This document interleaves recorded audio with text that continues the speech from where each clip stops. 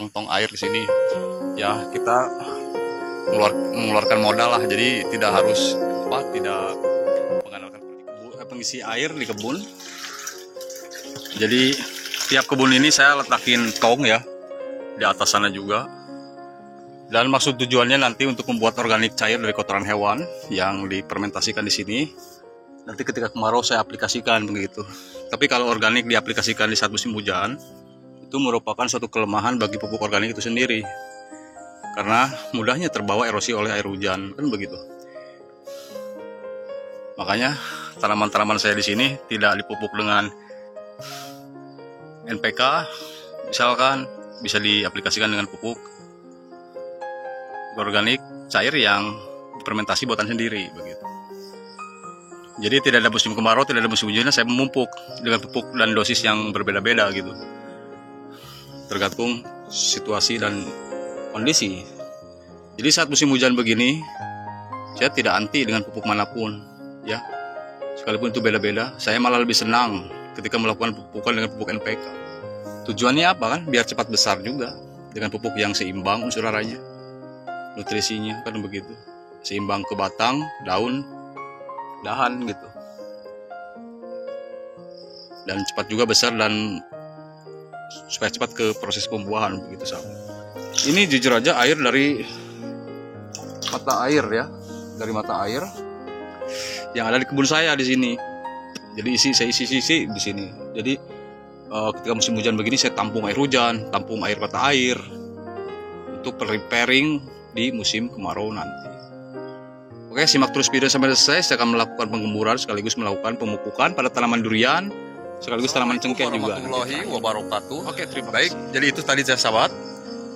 Jadi tong-tong air di sini yang saya letak banyak jumlahnya ya, di sekitar sini juga dan di atas lagi.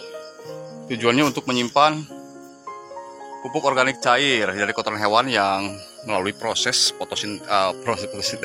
melalui proses fermentasi. Jadi agar pertumbuhan cengkehnya seperti ini nih di usia remaja, walaupun usianya muda tapi nampaknya seperti ini. Ini bukti ya, bukti daripada pertumbuhan tanaman cengkeh di sini. Tidak ada bercak daun.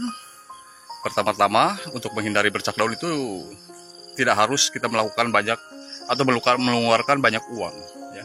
Sekalipun uang segalanya, tidak harus segalanya memakai uang. Yang penting kita rajin aja, rahasianya rajin aja. Lakukan pembersihan gulma, baru saja jadi gulma saya bersihkan tuh, dari timbul di situ aja, tidak belum saya sempat langsung dikepinggirkan gitu ya. Nah, jadi setiap kebun tuh masing-masing tiap blok saya letak ini ya, namanya tong-tong air di sini.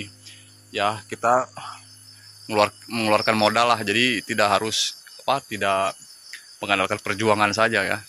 Jadi perjuangan juga harus ada modal dan terutama doa kan gitu, agar pertumbuhan tanaman yang ada di kebun saya sini hasilnya lebih optimal kan begitu. Contohnya seperti ini. Kalau masalah saya itu membuahkan itu ya nomor sekian. Yang penting kan fisiknya, bentuk fisiknya dulu kita harus sehat, tegar, terus gagah kayak gini ya. Mungkin ada yang lebih gagah lagi dari seperti ini ya. Jadi asalnya hidup segan mati pun tak mau. Setelah dikerumunin oleh pohon jabon tahun-tahun yang lalu ya, di sini kan kebun jabun banyak, kebun jabun, kebun sengon udah saya borongkan lah ya, kecuali tinggal pohon jati. Nah, di sini saya akan melakukan pemupukan dengan pupuk NPK Ponska tapi sahabat ya, karena ini curah hujan tinggi, jadi saya tidak menggunakan pupuk organik. Saya hanya mau menggunakan dengan pupuk NPK Ponska saja, karena di usia ini sudah beranjak dewasa dan sudah siap kita dipupuk dengan pupuk NPK buah, kan begitu. Dan ini dalamnya nampak tidak rimbun, saya pruningin terus tunas-tunas sering ada di dalamnya, biar dia keluar terus semua, daun-daunnya keluar seperti ini. Tadi udah melakukan pemupukan pada tanaman durian, sekarang tanaman cengkeh. Tapi pohon durian tadi yang saya pupuk tidak saya shoot ya, jadi tidak ada waktu ya, tidak ada waktu banyak maksudnya. Oke, simak terus video sampai selesai, jangan kemana-mana dulu. Dan sebelum melakukan pemupukan, sahabat, lakukanlah penggemburan. Kalau penggemburan dengan alat garpu jangan terlalu dalam sahabat, nanti kita angkat, nanti keangkat juga akarnya ya, jadi agak di luar ujung kanopi pohon cengkeh di sini. Paham sahabat? Oke, kita lanjut melakukan pemupukannya pada pohon cengkeh saya di sini yang beranjak usia remaja, agar pertumbuhannya terus optimal dan menghasilkan buah yang lebih maksimal. Baik sahabat, jadi di sini saya akan melakukan dengan pupuk polka. Bismillahirrahmanirrahim. Mudah-mudahan ada ridho dari Allah Subhanahu wa taala. Kalau dengan ukuran, ya boleh dengan ukuran 1 gelas minuman air yang ukuran sedang, ukuran kecil itu, yang biasa buat kopi itu segitu aja. Dengan pupuk Ponska aja sudah cukup, dan pupuk Ponska sifatnya mikroskopis, mudah larut terhadap air ionnya kan begitu. Yang penting digemburkan agar ada celah dan ada sekaligus sirkulasi udara pada akar tanaman cengkeh saya di sini, dan menghidupkan semua populasi yang ada di tanah itu sendiri, bahkan jutaan populasi yang ada di tanah itu sendiri tidak akan hidup. Dan yang kedua, bisa menghijaukan terus klorofil pada daun tanaman cengkeh di sini dan kelihatan lebih prima lagi. Kita boleh shoot di bawah, dan hanya saya shoot di sini aja. Di belakang saya, pinggir kanan saya juga masih banyak pohon cengkehnya, dan di atas, di samping kiri kanan juga. Bahkan di sini juga nih pohon cengkeh.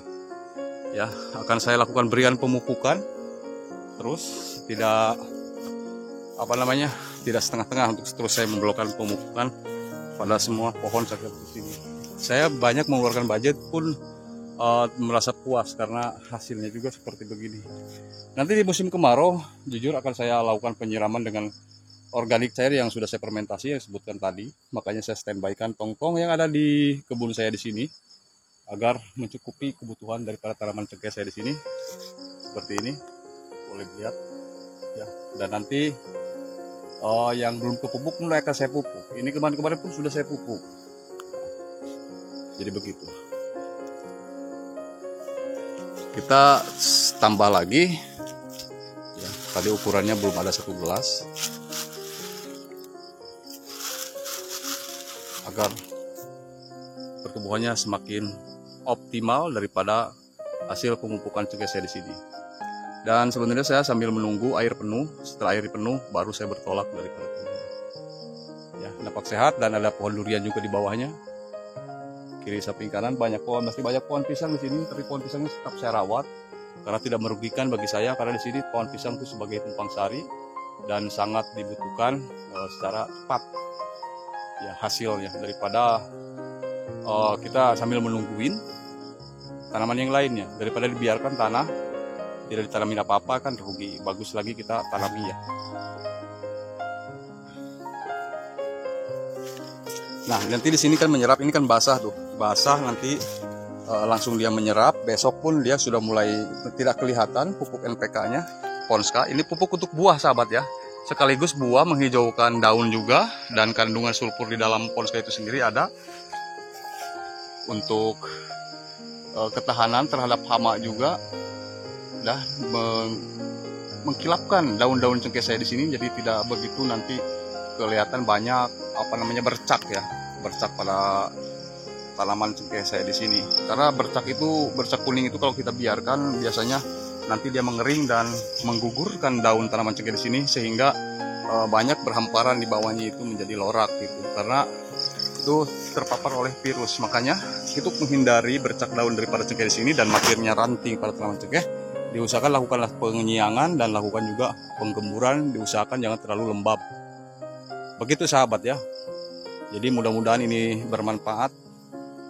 Mohon maaf atas segala kekurangannya, dan sampai jumpa lagi di video berikutnya. Dan akhir kata, assalamualaikum warahmatullahi wabarakatuh.